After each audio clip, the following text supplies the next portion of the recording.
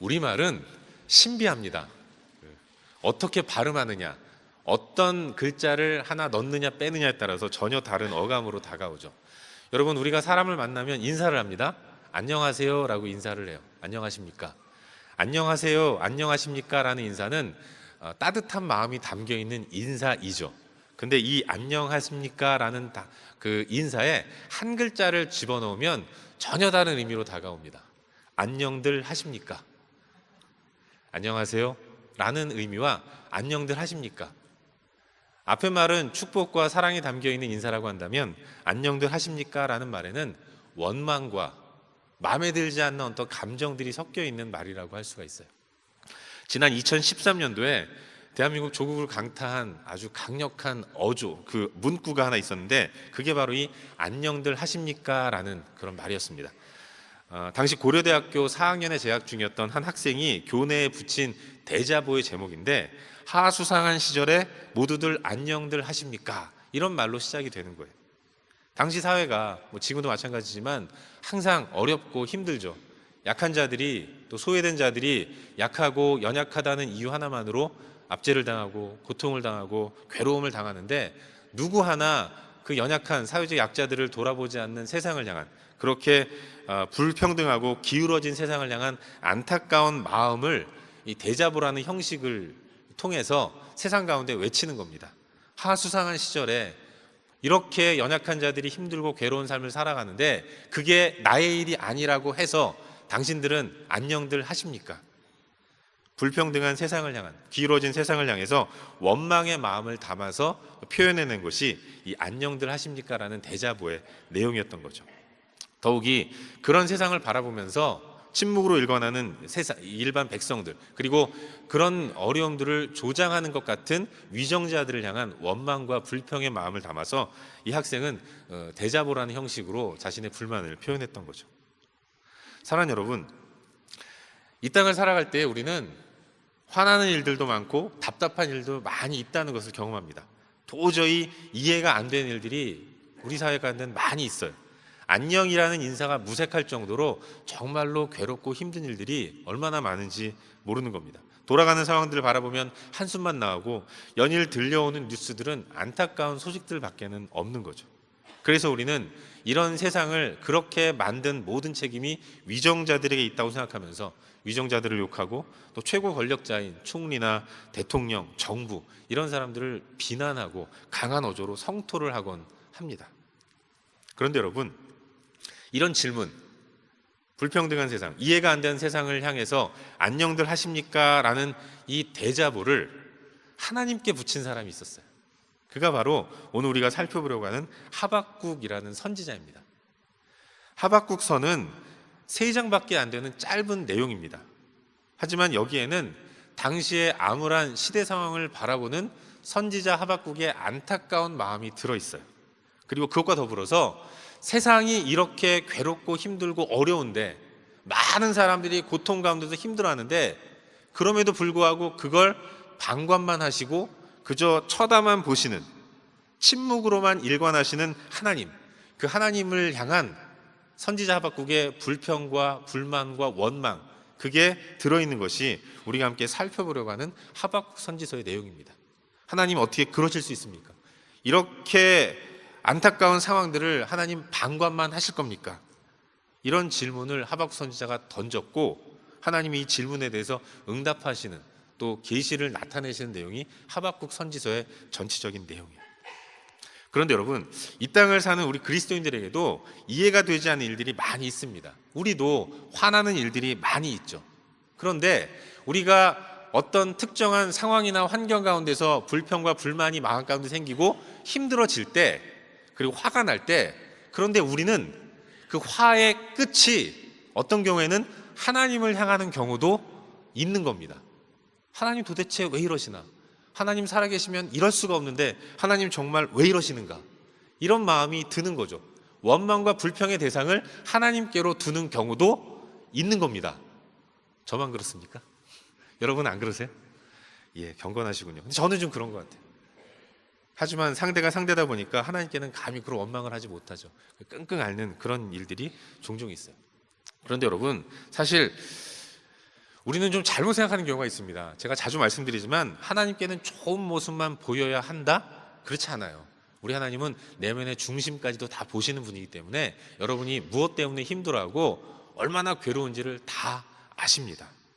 우리는 항상 하나님께는 좋은 모습만 보여야 한다고 생각하죠. 그래서 뭔가가 잘 안 되고 잘 안 풀리면 다 내 탓으로만 생각하는 거예요. 내 죄, 내가 잘못해서 그렇고, 내가 연약하고 내가 부족해서 그렇지. 이런 모습을 보이는 것이 바른 신앙생활하는 모습이라고 생각하는 경우가 많죠. 하나님을 향해서 안녕들 하십니까? 이런 질문을 하면 대단히 불경스러운, 뭔가 믿음에 문제가 있는 것처럼 생각하는 경우가 종종 있는 겁니다. 하지만 그런 모습은 별로 좋은 태도가 아니에요. 필립 얀시라는 사람이 쓴 책 가운데 하나님 당신께 실망했어요 라는 그런 책이 있습니다. 하나님 당신께 실망했습니다. 이 책은 하나님 앞에서 감히 대놓고 질문하지 않는 것 3가지, 이걸 얘기하면서 그 해답을 찾아가는 내용인데, 하나님은 공평하신가? 하나님께서는 왜 항상 침묵만 하시는가? 하나님은 왜 숨어만 계시는가? 살면서 하나님에 대해서 이런 불만이 사실은 좀 있잖아요.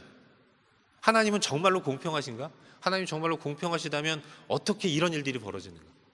왜 하나님은 사회에 관영한 이 악을 한 번에 쓸어버리지 않으시고 그냥 침묵만 하시는가? 왜 하나님은 무력하게 숨어만 계시는가? 이런 질문에 대한 답을 찾아가는 내용을 담고 있는 책이 하나님 당신께 실망했습니다 라는 제목의 책인데, 이 제목이 되게 자극적이죠. 하나님 당신께 실망했습니다.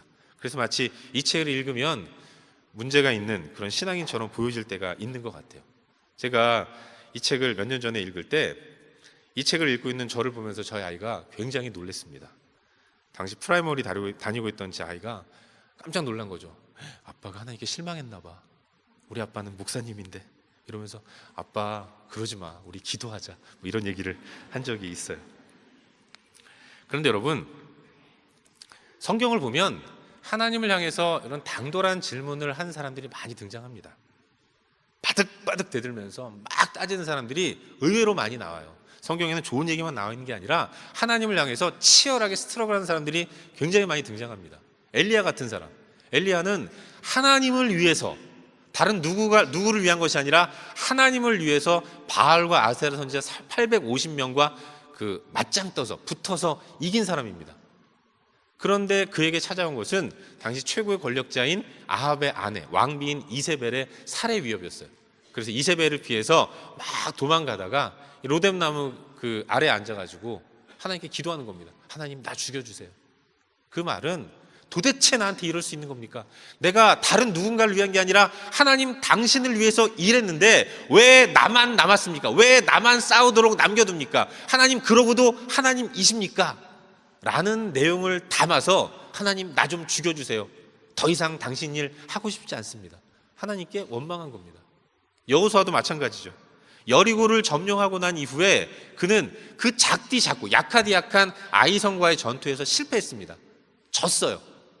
그 견고한 성 여리고를 무너뜨린 그 여호수아가, 이스라엘이, 그런데 정말로 식은 죽 먹기일 것 같은 줄 알았던 아이성과의 전투에서 패한 이후에 도저히 여호수아는 이해가 되지 않았던 겁니다. 이렇게 인도하시는 하나님이 정말로 마음에 들지 않았던 거예요. 그래서 그는 나가서 기도했습니다. 옷을 찢고 티끌을 무릅쓰고 해가 저물 때까지 계속 기도한 거예요. 여호수아의 기도의 내용은 다른 게 아닙니다. 하나님, 내가 싸우겠다고 한 적이 언제 있습니까? 당신이 싸우라고 해서 내가 싸운 건 아닙니까?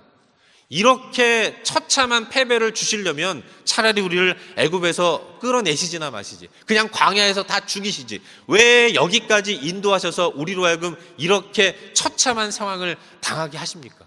하나님을 원망하는 거예요. 이해되지 않는 결과와 현상들 앞에서 여호수아는 아주 자극적이고 또 아주 적극적으로 하나님을 향해 원망과 불평을 늘어놓고 있는 것이죠. 그러니까 여러분, 그러는 게 흉이 아닙니다. 하나님께 섭섭한 게 있다면 하나님께 풀어야 돼요. 괜히 시험 들었다고 교회 안 나오고 옆에 있는 사람 뭐 원망하고 그러지 마시고, 이해가 되지 않는 일, 상처되는 일이 있다면 괜히 엄한 사람 붙들고 화내지 마시고 하나님께 나아가서 하나님과 푸시길 바랍니다. 하나님과 푸는 데 있어서 아주 유용한 신앙의 방식, 그걸 전문용어로 기도라고 합니다. 아시죠? 오늘 우리가 살펴보려고 하는 하박국 말씀도 마찬가지예요. 이해되지 않는 현상들 앞에서 던지는 하박국의 탄원, 이게 오늘 말씀이에요. 하박국은 3장인데 1장은 하박국이 하나님 앞에 따지는 겁니다. 기도라는 형식을 통해서 묻고 질문하는 거예요. 그리고 2장은 그런 하박국의 당돌한 질문을 받으신 하나님이 그에게 말씀하시는 내용이 기록되어 있어요. 그 3장은 그렇게 자신의 의문과 질문에 그럼에도 불구하고 모든 질문을 수용하시고 응답해 주신 하나님, 그리고 그 하나님이 깨닫게 하신 그런 깨달음을 붙들고 하나님을 찬양하면서 나아가는 하박국의 그 노래가 기록되어 있는 거예요. 여러분, 하나님을 향한 하박국 선지자의 질문은 2가지였습니다. 하나는 왜라는 질문이고 또 하나는 언제까지라는 질문입니다. 잘 아시다시피 하박국은 유다 나라의 선지자죠. 유다 왕 요시야 말기부터 여호야김이 통치하던 시대에 사역했던 선지자가 하박국입니다. 그런데 당시의 유다는 북쪽에서 일어나는 신흥 강대국인 바벨론의 압제와 고통으로 인해서 굉장히 힘든 그런 시간들을 맞이했습니다. 안으로는 하나님을 떠나서 죄의 방향으로 끝간데 없이 달려나가는, 그래서 정의와 공의가 사라진 그런 모습을 보였어요. 이스라엘은 범죄했습니다. 그래서 계속해서 고통스러웠죠.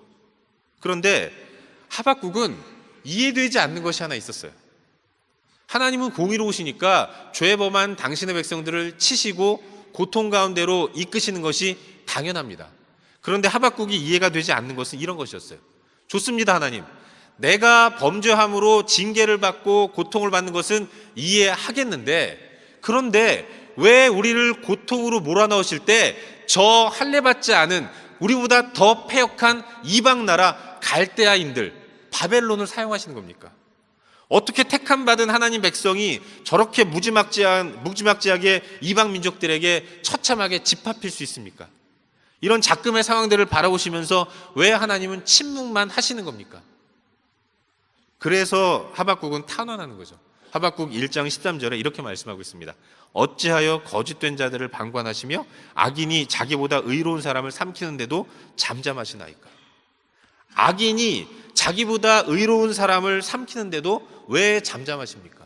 우리를 압제하는 저 바벨론, 저 나쁜 놈들이잖아요. 왜 어떻게 우리가 저런 사람들에게 짓밟힐 수 있겠습니까? 나보다도 좀 착하고 나보다 좀 더 하나님 앞에서 선한 사람들이 나를 공격하면 내가 받아들일 수 있는데, 우리보다 훨씬 더 나쁜 저 민족이 우리를 짓밟는 것이 이게 가능한 일입니까? 어떻게 가당치도 않은 이 일이 벌어져야 합니까? 왜 하나님은 가만히 계십니까?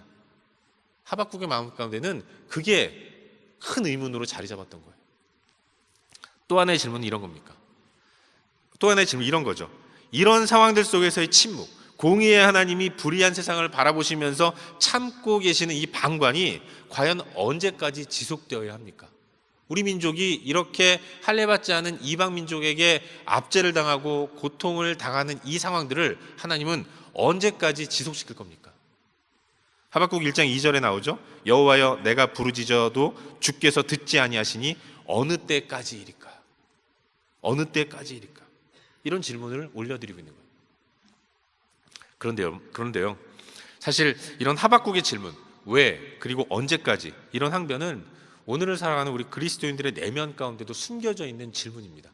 우리가 드러내놓고 대놓고 하지 않아서 그렇지 우리 가운데도 그런 마음이 있어요. 왜 이러시나? 악인들은 자기 힘 이용해서 욕심껏 잘 먹고 잘 사는데 왜 하나님은 그런 사람을 벌하지 않는가? 나는 이렇게 어렵고 힘든 가운데서도 그래도 말씀대로 살려고 열심히 주일 빠지지 않고 봉사도 하고 이 모양 저 모양으로 하나님 말씀대로 살려고 애쓰는데, 그런 나의 삶이 무색할 정도로 그렇지 않은 사람들이 더 잘 되고 더 승승장구하는 것 같습니다. 안 믿는 사람이 승승장구하는 거는 그냥 그럴 수 있겠는데, 나보다도 더 신앙생활 잘 안 하는 것 같은, 그냥 마지못해 주일날 교회 한 번 나오고 매주 오는 것도 아니에요. 그냥 한 달에 한 번쯤 나와가지고 그냥 얼굴 비치고 가는 그런 사람이, 애가 뭐 트라이얼 다 잘 보고 뉴메 잘 봐가지고 의대 가고 법대 가고 자녀들이, 이런 거 보면 마음에 큰 어려움이 있는 거죠. 불편함이 있는 겁니다. 전혀 안 그러신 것 같은데 왜 저만 그렇게 생각하는 것처럼 그러십니까?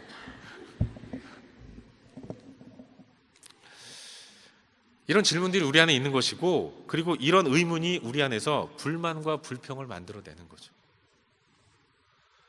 그런데 여러분, 하박국은 마음속에 있는 울분에 찬 궁금증을 그럼에도 불구하고 담대하게 하나님 앞에 내놓았어요. 그리고 하나님은 그 원망에 찬 질문에 응답하셨습니다. 하박국에게 하나님 당신의 뜻을 보이셨고, 왜 이런 현상이 일어나는지, 이런 현상이 어떻게 벌어질 것이고 언제까지 이루어질 것인지를 하나님이 말씀해 주셨습니다. 그리고 더 나아가서 그런 세상을 사는 사람들, 완악하고 패역한 시대를 살아가는 너희들은 그럼에도 불구하고 어떻게 살아가야 하는가, 믿는 사람들의 삶의 방식을 친히 말씀해 주시고 가르쳐 주셨다는 거예요. 그게 오늘 본문의 내용인 겁니다. 하박국의 질문에 대한 하나님의 대답이 이것입니다. 우리 다 같이 3절 말씀을 한 목소리 읽도록 하겠습니다. 3절 시작. 이 묵시는 정한 때가 있나니 그 종말이 속히 이르겠고 결코 거짓되지 아니하리라. 비록 더딜지라도 기다리라. 지체되지 않고 반드시 응하리라. 아멘. 이 묵시는 정한 때가 있나니. 이 묵시라는 게 뭡니까? 하나님의 계획이거든요. 하나님의 계획은 1차적으로는 이스라엘을 압제하는, 택함받은 이스라엘을 압제하는 갈대아인 바벨론을 심판하는 겁니다.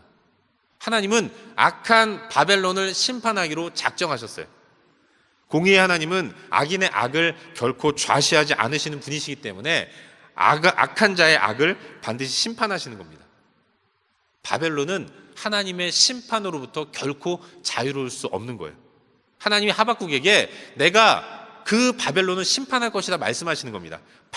5절 이하의 내용인데요, 악을 행한 유다 나라를 징벌하기 위해서 세우신 갈대아, 결국 그들도 심판을 받아서 멸망하게 될 것이다 말씀하는 겁니다. 8절에 보면 네가 여러 나라를 도약하였으므로 그 모든 민족의 남은 자가 너를 노략하리니. 바벨론이 여러 나라들을 자기 힘 의지에서 치고 때리고 부쉈는데, 결국 그 바벨론에 의해서 노략당한 민족들 가운데 남은 자들이 후에는 일어나서 역전을 시켜서 그 바벨론을 멸망시키게 만들 것이다. 하나님이 말씀하시는 거죠. 심판의 묵시를 하나님이 하박국 선지자에게 말씀해 주시는 거예요. 근데 중요한 것은 이 묵시는 정한 때가 있다는 겁니다. 지금 당장 이루어지는 것이 아니라 하나님 당신께서 정하신 때가 있다는 것이고, 그 때가 되면 반드시 이루어질 것이다 라고 말씀하시는 거예요. 왜 이런 일이 벌어지는 것입니까? 라고 질문한 하박국에게 하나님이 말씀하셨습니다. 이 일은 범죄한 너희들의 죄 때문이다. 그리고 너희의 죄를 징계하기 위해 내가 세운 저 바벨론 또한 그들 또한 죄인이기 때문에 나는 반드시 그 바벨론을 멸망시키고 심판할 것이다. 언제까지 이게 지속될 것입니까? 라는 질문에 하나님 또 대답하셨어요. 이 일은 정한 때가 있다는 거죠. 악인의 심판은 반드시 이루어지는데, 이 심판이 이루어지는 때는 너희들이 생각하는 그때가 아니라 내가 정한 나의 때에 이루어질 것이다. 비록 더딜지라도 기다려라. 지체되지 않고 반드시 응하게 될 것이다. 마치 활을 떠난 화살이 언젠가는 관역에 꽂히듯이, 관역에 도달하는 시점이 있듯이, 하나님이 이제 시작하신 심판은 하나님의 때에 반드시 이루어질 것이라는 것, 그 심판으로 인해 바벨론은 멸망하게 될 것이라는 사실, 하나님은 하박국에게 말씀해주고 이 하나님의 계획들을 말씀해주고 계신 거예요. 그러면서 주시는 말씀이 4절 말씀이죠. 우리 다 같이 본문 4절을 함께 읽도록 하겠습니다. 시작. 보라, 그의 마음은 교만하며 그 속에서 정직하지 못하나 의인은 그의 믿음으로 말미암아 살리라. 의인은 그의 믿음으로 말미암아 살리라. 악한 시대를 살아가는 하나님의 백성들, 그 성도들이 이제 이런 시대를 어떻게 살아가야 하는지를 하나님이 말씀하시는 거예요. 오직 의인은 믿음으로 말미암아 살리라. 악인이 득세하는 것 같은 세상, 악인이 하늘 높은 줄 모르고 기세등등하게 올라가는 것 같은 이 세상, 그 세상을, 그러나 그들과 함께 살아가는 믿음의 사람들, 하나님의 사람들은 오직 믿음으로 말미암아 살아야 한다. 하나님이 이걸 말씀해 주고 계신 거예요. 여러분, 이 4절 말씀에 보라 그의 마음은 교만하여 라고 할 때 이 그의 마음은 악인의 마음이죠. 악인들은 어떻게 사는가? 악인들은 교만하게 사는 겁니다. 여러분, 교만이 뭡니까? 교만은 자기 마음대로 사는 거예요. 내가 하나님이 되어서, 내가 내 인생의 하나님이 되어서 내 마음대로 살아가는 것, 그게 교만인 겁니다. 그런데 여러분, 죄성을 가진 인간이 자기 마음대로 살아갈 때는 반드시 그 사람 주변에는 피눈물 흘리는 사람이 있는 거예요. 그 사람보다 힘이 약하거나 능력이 부족한 사람은 그 사람의 자기 마음대로 살아가는 이 교만한 모습 때문에 정말로 피눈물 나는 아픔을 경험하게 되는 겁니다. 우리는 내가 가진 많은 것보다 저 사람이 가진 작은 것들을 더 욕심내는 거예요. 그래서 그걸 빼앗죠. 내 마음은 저 사람의 그 부족한 저 작은 것들도 욕심을 갖게 만듭니다. 그래서 빼앗는 거예요. 빼앗긴 그 사람은 눈물을 흘리는 겁니다. 악인은 그렇게 누군가를 밟으면서 힘의 원리에 의해서 다른 사람을 짓밟으면서 자신의 영광을 취하는 삶을 삽니다. 그것이 성공하는 삶이라고, 그것이 온전한 삶이라고, 그게 성취하는 삶이라고, 그렇게 욕심껏 살아가는 게 이 땅의 사람들의 모습이고, 그게 교만한 사람들의 모습이에요. 악인의 모습인 겁니다.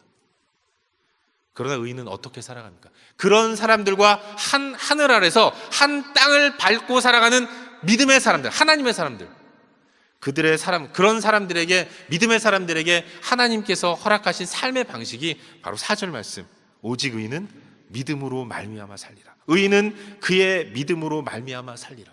믿음으로 사는 거예요. 악인은 교만함으로 살지만 의인은 믿음으로 사는 겁니다. 어떤 믿음으로 사는가? 하나님의 하실 일에 대한 믿음이에요. 하나님은 반드시 정의와 공의를 이루시고 실행하실 것이라는 사실. 비록 지금은 어둡고 캄캄한 밤인 것 같지만 하나님은 언젠가 밤이 깊을수록 새벽이 가까우는 것처럼 반드시 하나님 당신의 의의를 이루실 것이라는 확신, 그렇게 인도하실 하나님이 정말로 선하시고 정말로 신실하신 나의 주라는 사실을 믿음으로 고백하면서, 세상의 사람들은 세상의 것들을 붙들고 의지하며 살지만 자기의 힘과 능력만 붙들고 살아가지만, 그러나 하나님의 사람들은 그런 사람들과 함께 살지만 그들과 다르게 하나님 한 분만을 붙들면서, 하나님 한 분만을 나의 삶의 유일한 소망으로 붙들면서 하나님만 의지하는 삶을 살아야 하는 것이죠. 악인은 자기 주먹 믿고 사는 사람입니다. 그런데 전에도 우리는 악인이었어요.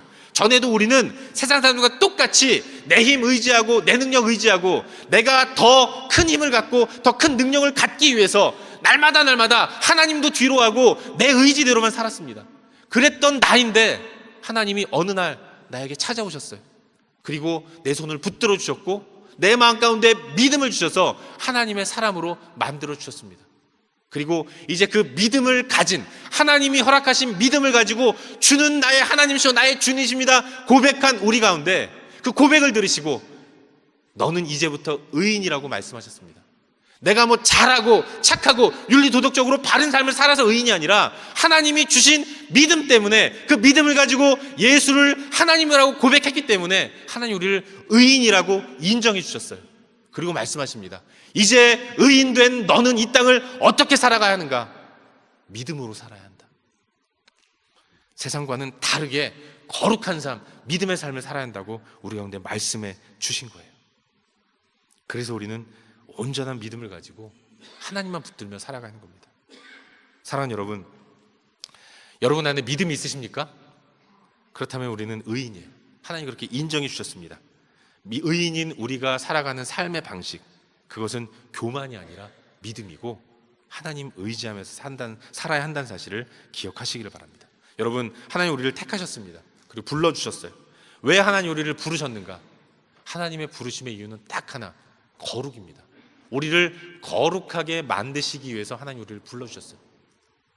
이 땅에 수많은 사람들 가운데 하나님 우리를 택하시고 불러주셨는데 우리를 부르신 이유는 딱 하나, 바로 거룩에 있는 것입니다. 그리고 이 거룩은 구별됨이에요.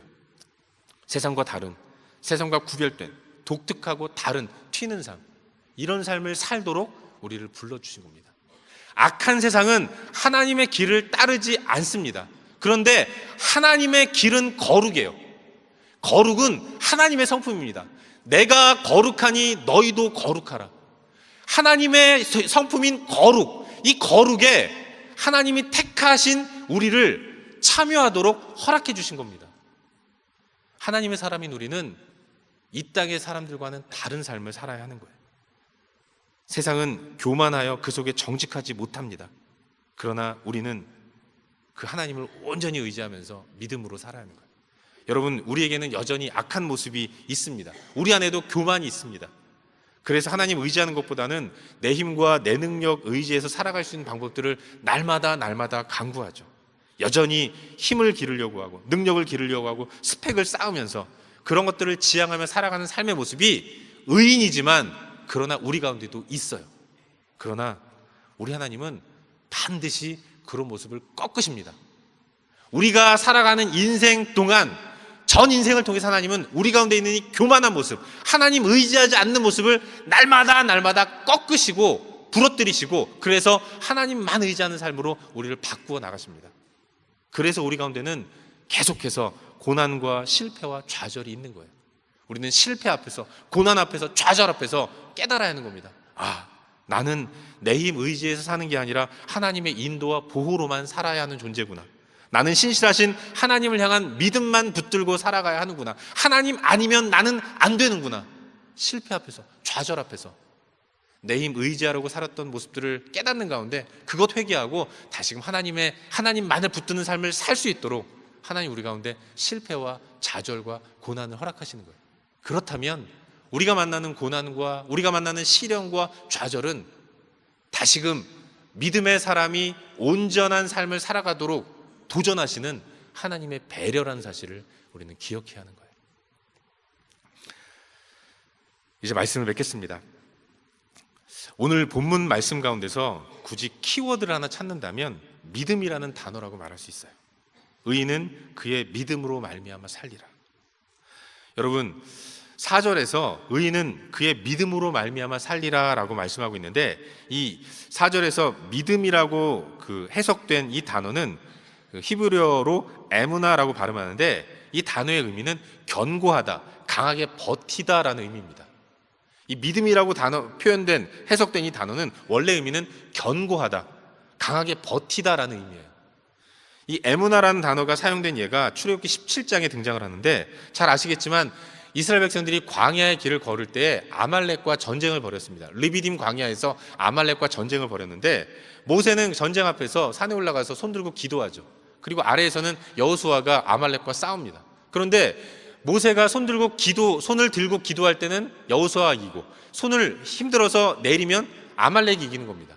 그걸 본 그 아론과 훌이 모세 근처로 다가가서 모세의 손이 내려오지 않도록 계속해서 손을 들 수 있도록, 버틸 수 있도록 그 모세의 오른손 왼손을 붙들어 주죠.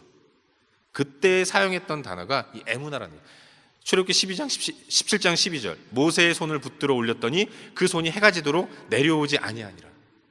직역하면 그 손이 해가 지도록 견고한지라, 강하게 버틴지라, 이런 뜻인 겁니다. 여러분, 성도의 삶이 믿음의 삶이라면 어떤 의미에서 믿음의 삶이란 버티는 삶입니다. 우리가 살아가는 세상, 우리를 아주 강력하게 유혹합니다. 강한 물살로 우리가 떠내려가도록 굉장히 강력한 도전을 줘요. 여러분, 세상이 아름다워 보이는 건 어떡합니까? 다른 사람 밟고서라도 이기는 것, 그게 멋있어 보이는 건 어떡합니까? 통장에 잔고가 많은 것으로 기뻐하는 것, 집이 3칸, 4칸, 5칸 늘어날 때마다 기쁨이 다가오는 것을 어떡합니까? 끊임없이 세상은 우리로 하여금 하나님 의지하지 않고 눈에 보이는 물질적인 것들로 만족하도록 우리를 유혹해요. 세상의 유혹은 그토록 강력합니다. 그런데 그런 강력한 유혹이 난무하는 세상 가운데서 살아야 하는 성도들의 삶, 그것이 믿음의 삶입니다. 그 믿음은 버티는 거예요. 세상은 흔들리고 사람들은 다 변할지라도 그럼에도 불구하고 타협하지 않고 끝까지 버티는 모습. 모든 사람들이 다 자기 주먹만 의지하고 자기 힘만 의지해서 치열하게 경쟁적으로 서로 싸우는 그런 삶을 산다고 할지라도, 그런 세상 사람들과 함께하는 우리는 우리 가운데 주님 주시는 믿음 때문에 하나님 한 분만을 의지하는 가운데, 하나님만이 내 삶의 주인이심을 선포하는 가운데 하나님만 바라보고 끝까지 신실하신 하나님을 포기하지 않는, 끝까지 버티고 또 버티는 그런 삶이 믿음의 삶이고, 그런 삶이 의인의 삶이라는 사실을 기억해야 하는 거예요. 세상은 언제나 힘듭니다. 그런데 세상은 지금껏 단 한 번도 쉬운 적이 없었어요. 늘 어렵습니다. 하박국 시대도 어려웠지만 이 시대는 더 어려워요. 앞으로의 시대 또한 결코 나아지지 않을 것입니다. 그런데 하나님은 그런 세상을 살아가야 하는 우리, 이렇게 패역하고 이렇게 소망 없는 세상을 살아가는 우리에게 아주 귀한 것을 주셨습니다. 그게 믿음이고, 하나님은 주님 주신 믿음을 가지고 살라고 말씀하고 계세요. 믿음, 버티는 것, 버티고 또 버티는 삶, 그게 바로 우리의 삶인 겁니다. 모두가 다 자신의 힘과 능력만을 의지하면서 하나님 없이 살려고 하는 세상 사람들, 그들 가운데 살지만 우리는 그들과 달라야 합니다. 왜냐하면 우리는 그들과 다른 삶을 살도록 택함받고 부름받은 거룩한 사람들이기 때문에 그런 거예요. 세상은 그런 우리를 어리석다고 조롱할 것입니다. 시대가 어느 시대인데 아직도 하나님 의지하며 사느냐. 세상은 우리를 끊임없이 조롱하고 손가락질할 거예요. 어리석다고 손가락질할 것입니다. 그러나 우리는 끝까지 내 힘 의지하지 않고 하나님만 의지하는 삶을 포기하지 말아야 돼요. 끝까지 버텨야 합니다. 그게 믿음의 삶이기 때문에 그래요. 하지만 우리는 버틸 힘이 없죠. 그래서 우리는 기도하는 겁니다. 주님, 나에게 믿음을 주십시오. 내 눈에 보여지는 세상의 화려함들, 거기에 현혹되는 것이 아니라 거기에 현혹되어서 하나님 뒤로 하고 세상과 똑같은 삶을 사는 것이 아니라 하나님의 살아계심을 믿고 그 하나님이 온전히 다스릴 것을 확신하는 가운데 세상이 어떠하든 나는 하나님 한 분만을 붙들겠습니다. 세상은 포도나무의 열매로 만족하고 감람나무의 소출로 만족하고 우리의 양과 외양간 송아지로만 만족하는 삶을 살지만 나는 그것이 다 사라진다고 할지라도 나를 구원하시고 영원한 천국의 백성으로 삼아주신 하나님, 그 하나님 한 분만으로만 만족하는 삶을 살겠습니다. 나에게 그런 삶을 살 수 있도록 은혜를 주시고 믿음을 주시고 힘과 능력을 허락하여 주시옵소서. 이것이 우리의 기도가 되어야 할 줄로 믿습니다. 바라기는 주님 주시는 믿음을 가지고 하나님 한 분만을 온전히 붙드는 가운데 이번 한 주간의 삶 가운데서도 잘 버티고 또 버티는 그런 은혜로운 삶을 살 수 있기를 주의 이름으로 축원합니다. 기도하겠습니다.